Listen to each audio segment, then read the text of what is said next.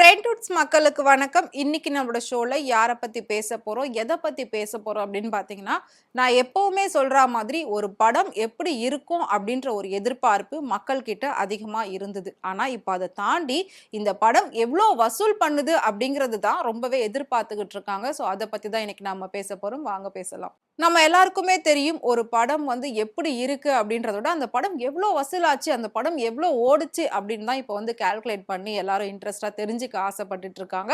அந்த வகையில பார்க்கிறப்போ, இன்னைக்கு நாம பேச போற படம் பார்த்தீங்கன்னா, மதராசி. ஸோ ரீசென்ட்டா அதுதான் ரிலீஸ் ஆச்சு. செப்டம்பர் 5ஆம் தேதி மதராசி படம் ரிலீஸ் ஆச்சு. படங்கள் பார்க்கறதுக்குன்னு எப்படி ஆடியன்ஸ் இருப்பாங்களோ, அதே மாதிரி ஒரு சில ஹீரோக்களோட படங்கள் மட்டும் தான் ஒரு சிலர் வந்து விரும்பி பார்ப்பாங்க. அந்த மாதிரி பார்க்கக்கூடிய ஹீரோக்கள்ல தான் நம்ம சிவகார்த்திகேயனும் ஒண்ணு அப்படின்னே சொல்லலாம். சிவகார்த்திகேயன் அப்படின்னு சொல்லி இன்னைக்கு ஒரு தனி ரசிகர் பட்டாளமே இருக்கு.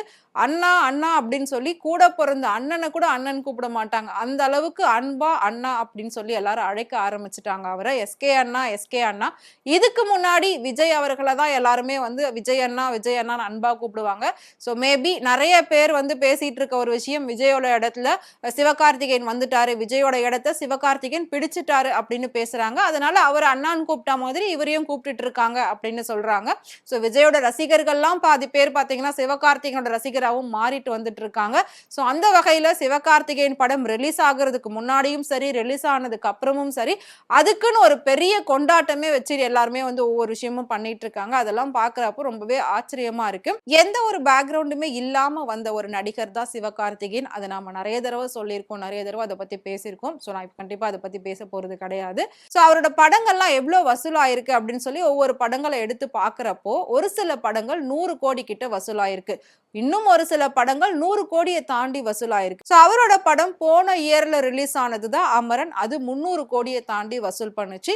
அவ்ளோ ஒரு பெரிய வேல்யூ. அதாவது அந்த படத்துக்கு அப்புறம் தான் சிவகார்த்திகேயனோட வேல்யூவே ஏறுச்சு, மார்க்கெட் ஏறுச்சு அப்படின்னே சொல்லலாம். ஸோ அப்படி இருக்கிற பட்சத்துல அந்த படத்துக்கு அப்புறம் அடுத்து எந்த படம் சிவகார்த்திகேயன்து வந்தாலும் அதுக்கு ஒரு பெரிய எதிர்பார்ப்பு இருக்கும். ஏன்னா அது 300 கோடிய வசூல் பண்ணி பெரிய அளவுல ஹிட் ஆச்சு அப்படின்றதுனாலயே அடுத்த படத்துக்கான எதிர்பார்ப்பு இன்னும் அதை விட பல மடங்கு கூடிக்கிட்டே தான் போகும். ஸோ அப்படி இருக்கும்போது மதராசி ரிலீஸ் ஆன முதல் 2 நாட்கள் அந்த படம் வந்து பாத்தீங்கன்னா 45 கோடி ரூபாய் கிட்ட வசூலாச்சு.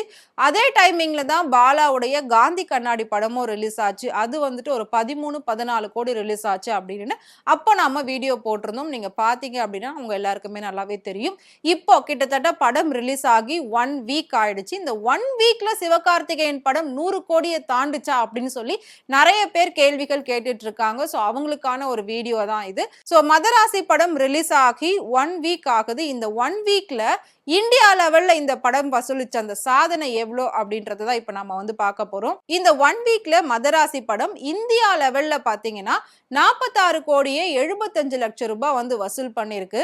ஸோ ஆல் ஓவர் கிட்டத்தட்ட பாத்தீங்கன்னா உலக அளவுல பார்க்குறப்போ 76 கோடி ரூபாய் இந்த படம் வந்து வசூலாகிருக்கு.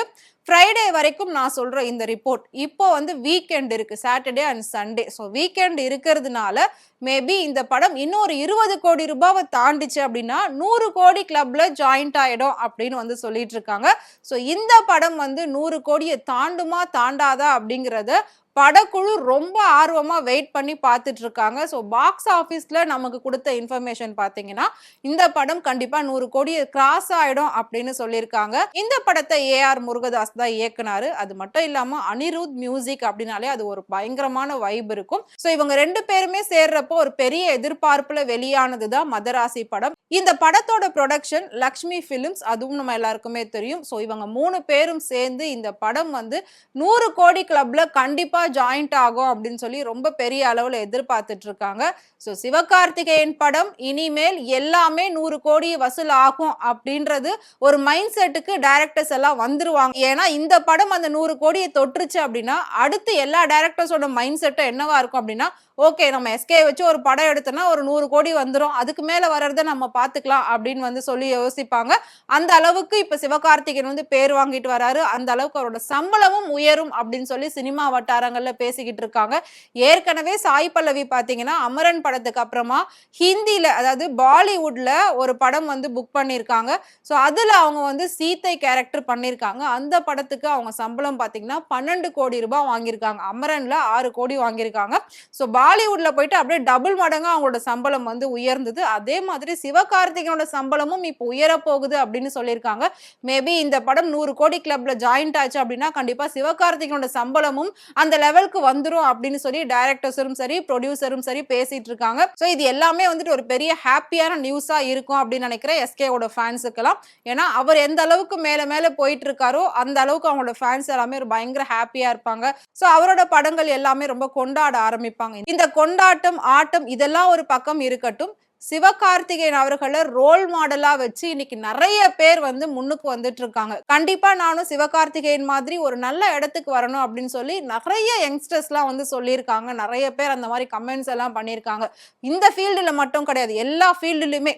ஏன்னா அவரு ஒரு நார்மலான ஒரு இடத்துல இருந்து வந்து எந்த ஒரு பேக்கிரவுண்டும் இல்லாம தான் வந்து எந்த இடத்துக்கு போகணும்னு நினைக்கிறோமோ, அத முழு மூச்சா கொண்டு இன்னைக்கு வந்து நின்னுருக்காரு.